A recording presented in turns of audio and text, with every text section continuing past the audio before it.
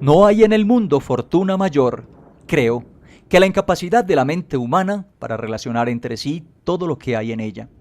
Vivimos en una isla de plácida ignorancia, rodeados por los negros mares de lo infinito, y no es nuestro destino emprender largos viajes. Las ciencias, que siguen sus caminos propios, no han causado mucho daño hasta ahora, pero algún día la unión de esos disociados conocimientos nos abrirá a la realidad y a la endeble posición que en ella ocupamos. Perspectivas tan terribles que enloqueceremos ante la revelación, o huiremos de esa funesta luz, refugiándonos en la seguridad y la paz de una nueva edad de las tinieblas. Algunos teósofos han sospechado la majestuosa grandeza del ciclo cósmico del que nuestro mundo y nuestra raza no son más que fugaces incidentes. Han señalado extrañas supervivencias en términos que nos helarían la sangre si no estuviesen disfrazados por un blando optimismo. Pero no son ellos los que me han dado la fugaz visión de esos dones prohibidos que me estremecen cuando pienso en ellos y me enloquecen cuando sueño con ellos. Esa visión, como toda temible visión de la verdad, surgió de una unión casual de elementos diversos, en este caso, el artículo de un viejo periódico y las notas de un profesor ya fallecido. Espero que ningún otro logre llevar a cabo esa unión. Yo, por cierto, si vivo, no añadiré voluntariamente un solo eslabón a tan espantosa cadena. Creo, por otra parte, que el profesor había decidido también no revelar lo que sabía y que, si no hubiese muerto repentinamente, habría destruido sus notas.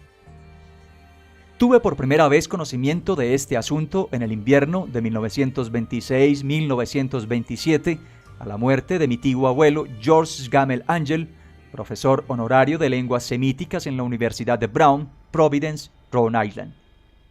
El profesor Angel era una autoridad vastamente conocida en materia de antiguas inscripciones y a él habían recurrido con frecuencia los conservadores de los más importantes museos. Muchos deben por lo tanto recordar su desaparición, acaecida a la edad de 92 años. Las oscuras razones de su muerte aumentaron aún más el interés local. El profesor había muerto mientras volvía del barco de Newport y, según afirman los testigos, luego de recibir el empellón de un marinero negro. Este había surgido de uno de los curiosos y sombríos pasajes situados en la falda abrupta de la colina que une los muelles a la casa del muerto en William Street.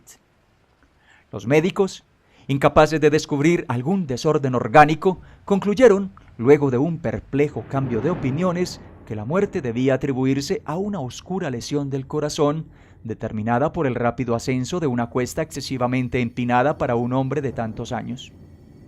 En ese entonces no vi ningún motivo para disentir de ese diagnóstico, pero hoy tengo mis dudas y algo más que dudas. Como heredero y albacea de mi tío abuelo, viudo y sin hijos, era de esperar que yo examinara sus papeles con cierta atención. Trasladé con ese propósito todos sus archivos y cajas a mi casa de Boston. El material ordenado por mí será publicado en su mayor parte por la Sociedad Americana de Arqueología, pero había una caja que me pareció sumamente enigmática y sentí siempre repugnancia a mostrársela a otros. Estaba cerrada y no encontré la llave hasta que se me ocurrió examinar el llavero que el profesor llevaba siempre consigo. Logré abrirla entonces, pero me encontré con otro obstáculo mayor y aún más impenetrable. ¿Qué significado podían tener ese curioso bajorrelieve de arcilla y esas notas, fragmentos y recortes de viejos periódicos? ¿Se había convertido mi tío, en sus últimos años, en un devoto de las más superficiales imposturas? Resolví buscar al excéntrico escultor que había alterado la paz mental del anciano. El bajorrelieve era un rectángulo tosco de 2 centímetros de espesor y de unos 30 o 40 centímetros cuadrados de superficie, indudablemente de origen moderno. Los dibujos, sin embargo, no eran nada modernos, ni por su atmósfera, ni por su sugestión, pues aunque las rarezas del cubismo y el futurismo sean numerosas y extravagantes, no suelen reproducir esa críptica regularidad de la escritura prehistórica. y la mayor parte de los dibujos parecía ser ciertamente alguna especie de escritura. A pesar de mi familiaridad con los papeles y colecciones de mi tío, no logré identificarla ni sospechar siquiera alguna remota relación. Sobre estos supuestos jeroglíficos había una figura de carácter evidentemente representativo, aunque la ejecución impresionista impedía comprender su naturaleza. Parecía una especie de monstruo, o el símbolo de un monstruo, o una forma que solo una fantasía enfermiza hubiese podido concebir. Si digo que en mi imaginación algo extravagante se representó a la vez un pulpo, un dragón y la caricatura de un ser humano, no traicionaré el espíritu del dibujo. Sobre un cuerpo escamoso y grotesco, provisto de alas rudimentarias, se alzaba una cabeza pulposa y coronada de tentáculos, pero era el contorno general de lo que hacía más particularmente horrible. Detrás de la figura se esbozaba una arquitectura ciclópea. Las notas que acompañaban a este curioso objeto, además de unos recortes de periódicos, habían sido escritas por el profesor mismo y no tenían pretensiones literarias.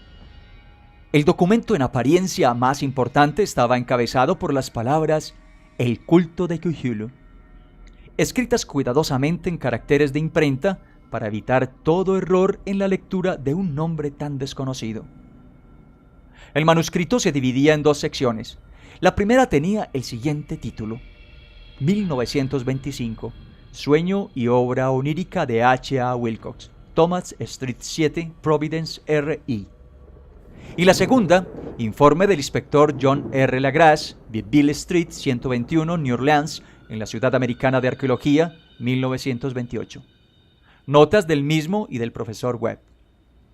Las otras notas manuscritas eran todas breves, relatos de sueños curiosos de diferentes personas o citas de libros y revistas teosóficos, principalmente La Atlántida y la Lemuria perdida de Walter Scott Elliot, y el resto comentarios acerca de la supervivencia de las sociedades y cultos secretos con referencia a pasajes de tratados mitológicos y antropológicos como La rama dorada de Fraser y el culto de las brujas en Europa occidental de la señorita Murray.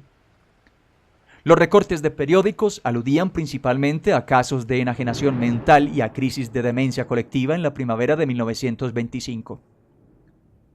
La primera parte del manuscrito principal relataba una historia muy curiosa. Parece que el 1 de marzo de 1925, un joven delgado, moreno, de aspecto neurótico y presa de una gran excitación, había visitado al profesor Angell con el singular bajorrelieve de arcilla, entonces todavía fresco y húmedo. En su tarjeta se leía el nombre de Henry Anthony Wilcox, y mi tío había reconocido en él al hijo menor de una excelente familia con la que estaba ligeramente relacionado. Wilcox, que desde hacía un tiempo estudiaba dibujo en la Escuela de Bellas Artes de Rhode Island y que vivía en el Hotel de Fleur de Lis muy cerca de esta institución, era un joven precoz, de genio indudable, pero muy excéntrico. Desde su infancia había llamado la atención por las historias y sueños extraños que se complacía en relatar. Se denominaba a sí mismo físicamente hipersensitivo, pero la gente seria de la vieja ciudad comercial lo consideraba simplemente raro. No había frecuentado nunca a los de su clase y poco a poco había ido retirándose de toda actividad social. Actualmente solo era conocido por algunos estetas de otras ciudades. La Asociación Artística de Providence, deseosa de preservar su conservadurismo, lo había desahuciado. En aquella visita, decía el manuscrito, el escultor había pedido bruscamente la ayuda de los conocimientos arqueológicos de su huésped para identificar los jeroglíficos. El joven hablaba de un modo pomposo y descuidado que impedía simpatizar con él. Mi tío le respondió con sequedad, pues la evidente edad de la tablilla excluía toda posible relación con las ciencias arqueológicas. La réplica del joven Wilcox, que impresionó bastante a mi tío como para que la reprodujera palabra por palabra, tuvo ese énfasis poético que caracterizaba sin duda su conversación habitual. «Es nueva, es cierto», le dijo, «pues la hice anoche mientras soñaba con extrañas ciudades, y los sueños son más viejos que la cavilosa Tiro, la contemplativa Esfinge o Babilonia guarnecida de jardines». Y comenzó a narrar una historia desordenada que, de pronto, despertó en mi tío un recuerdo. El anciano se mostró febrilmente interesado. La noche anterior había habido un leve temblor de tierra, el más violento de los que habían sacudido Nueva Inglaterra en esos últimos años, que había afectado terriblemente la imaginación de Wilcox. Ya en cama, y por primera vez en su vida, había visto en sueños unas ciudades ciclópeas de enormes bloques de piedra y gigantescos y siniestros monolitos de un horror latente que exudaban un limo verdoso. Muros y pilares estaban cubiertos de jeroglíficos y de las profundidades de la tierra, de algún punto indeterminado, venía una voz que no era su voz, sino más bien una sensación confusa que solo la fantasía podía traducir en sonidos y que trató de expresar por medio de esta unión de letras casi impronunciables. Kyuhyul Tank. Esta mezcla de letras fue la llave del recuerdo que excitó y perturbó al profesor Angell. Interrogó al escultor con una minuciosidad científica y estudió con intensidad casi frenética el bajorrelieve que el joven había estado esculpiendo en sueños, vestido solo con su ropa de dormir y temblando de frío. Mi tío achacó a su avanzada edad, dijo Wilcox más tarde, el no reconocer con rapidez los jeroglíficos y el dibujo. Muchas de sus preguntas le parecieron un poco fuera de lugar a su visitante, especialmente aquellas que trataban de relacionar a este último con sociedades y cultos extraños, y Wilcox no pudo entender por qué mi tío le prometió repetidamente guardar silencio si admitía ser miembro de una de las tan numerosas sectas paganas o místicas. Cuando el profesor quedó al fin convencido de que Wilcox ignoraba de veras toda doctrina o culto secreto, le suplicó que no dejara de informarle acerca de sus sueños. Esta petición dio sus frutos, pues a partir de esa primera entrevista, el manuscrito menciona las visitas diarias del joven y la descripción de sorprendentes visiones nocturnas, cuyo tema principal era siempre unas construcciones ciclópeas de piedra, húmedas y oscuras, y una voz o inteligencia subterránea que gritaba una y otra vez, en enigmáticos y sensibles impactos, algo indescriptible. Los dos sonidos que se repetían con más frecuencia eran los representados por las palabras Kyuhyul y Lie. El 23 de marzo, continuaba el manuscrito, Wilcox faltó a la cita. Una investigación realizada en el hotel reveló que había sido atacado por una fiebre de origen desconocido y que lo habían llevado a casa de sus padres en Waterman Street. Se había puesto a gritar en medio de la noche, despertando a varios artistas que vivían en el mismo hotel, y desde entonces había pasado alternativamente de la inconsciencia al delirio. Mi tío telefoneó enseguida a la familia y desde ese momento siguió de cerca el caso, yendo a menudo a la oficina del Dr. Toby en Tare Street, médico de cabecera del joven. La mente febril de Wilcox alimentaba, aparentemente, extrañas imágenes. El doctor se estremeció al recordarlas. No solo incluían una repetición de los sueños anteriores, sino también una criatura gigantesca de varios kilómetros de altura que caminaba o se movía pesadamente.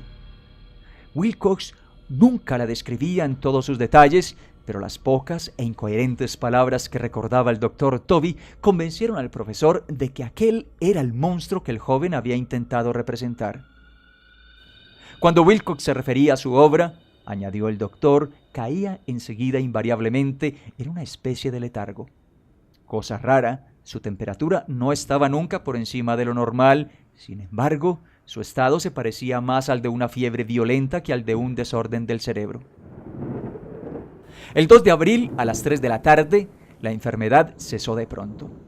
Wilcox se sentó en la cama, asombrado de encontrarse en casa de sus padres, e ignorando totalmente lo que había ocurrido en sus sueños o en la realidad desde el 22 de marzo. Como el médico declarara que estaba curado, a los 3 días volvió a su hotel. Pero ya no le fue de ninguna utilidad al profesor Angell. Junto con su enfermedad se habían desvanecido todos aquellos sueños, y luego de oír durante una semana los relatos inútiles e irrelevantes de unas muy comunes visiones, mi tío dejó de anotar los pensamientos nocturnos del artista. Aquí terminaba la primera parte del manuscrito, pero las abundantes notas invitaban de veras a la reflexión. Solo el escepticismo inveterado que informaba entonces mi filosofía puede explicar mi persistente desconfianza. Las notas describían lo que habían soñado diversas personas en el mismo período en el que el joven Wilcox había tenido sus extrañas revelaciones. Mi tío, parecía, había organizado rápidamente una vasta encuesta entre casi todos aquellos a quienes podía interrogar sin parecer impertinente, pidiendo que le contaran sus sueños y le comunicaran las fechas de todas las visiones notables. Las reacciones habían sido variadas, pero el profesor recibió más respuestas que las que hubiese obtenido cualquier otro hombre sin la ayuda de un secretario. Aunque no conservó la correspondencia original, las notas formaban un completo y muy significativo resumen. La aristocracia y los hombres de negocios, la tradicional sal de Inglaterra, de Nueva Inglaterra, dieron un resultado casi completamente negativo, aunque hubo algunos pocos casos de informes de impresiones nocturnas, siempre entre el 13 de marzo y el 2 de abril, período del delirio del joven escultor. Los hombres de ciencia no fueron tampoco muy afectados, aunque por lo menos 4 vagas descripciones sugerían la visión fugaz de extraños paisajes y uno de ellos hablaba del temor a algo anormal. Las respuestas más pertinentes procedían de artistas y poetas, que si hubieran podido comparar sus notas habrían sido presas del pánico. Ante la falta de las cartas originales, llegué a sospechar que el compilador había estado haciendo preguntas insidiosas o había deformado el texto de la correspondencia para corroborar lo que había resuelto ver. Por eso persistí en la creencia de que Wilcox, conociendo de algún modo los viejos documentos reunidos por mi tío, había estado engañándolo. Estas respuestas de los artistas narraban una perturbadora historia. Entre el 28 de febrero y el 2 de abril, gran parte de ellos había tenido sueños muy curiosos que habían alcanzado su máxima intensidad en el tiempo del delirio del escultor. Una cuarta parte hablaba de escenas y sonidos semejantes a los descritos por Wilcox, y algunos confesaban su terror ante una criatura gigantesca y sin nombre. Un caso, que las notas describían con énfasis, era particularmente triste. El sujeto, un arquitecto muy conocido, algo inclinado al ocultismo y a la teosofía, se volvió completamente loco la noche en que llevaron al joven Wilcox a casa de sus padres y murió meses después gritando que lo salvaran de algún escapado habitante del infierno. Si mi tío hubiese conservado los nombres de estos casos, en vez de reducirlos a números, yo habría podido hacer alguna investigación personal. Pero, tal como estaban las cosas, solo pude encontrar a unos pocos. Todos, sin embargo, confirmaron las notas. Me pregunté a menudo si aquellos a quienes había interrogado el profesor Angell se habían sentido tan intrigados como este grupo. Nunca les di explicaciones y es mejor así. Los recortes de prensa, como ya he dicho, trataban de casos de pánico, manía y excentricidad, siempre en el mismo período. El profesor Angell debió de haber empleado una agencia de recortes, pues el número de estos extractos era prodigioso y además procedían de todos los rincones del mundo. Uno describía un suicidio nocturno en Londres. Un hombre había saltado por una ventana luego de lanzar un grito horrible. En una confusa carta al editor de un periódico sudamericano, un fanático anunciaba, apoyándose en sus visiones, un futuro siniestro. Un despacho de California relataba que una colonia teosófica había comenzado a usar vestiduras blancas ante la proximidad de un glorioso acontecimiento que no llegaba nunca, mientras que unas noticias de la India se referían cautelosamente a una seria agitación de los nativos producida a fines de marzo. Las orgías vudúes se habían multiplicado en Haití y en África se había hablado de unos cantos misteriosos. Los oficiales norteamericanos radicados en Filipinas habían tenido ciertas dificultades con algunas tribus y en la noche del 22 de marzo los policías de Nueva York habían sido molestados por levantinos histéricos.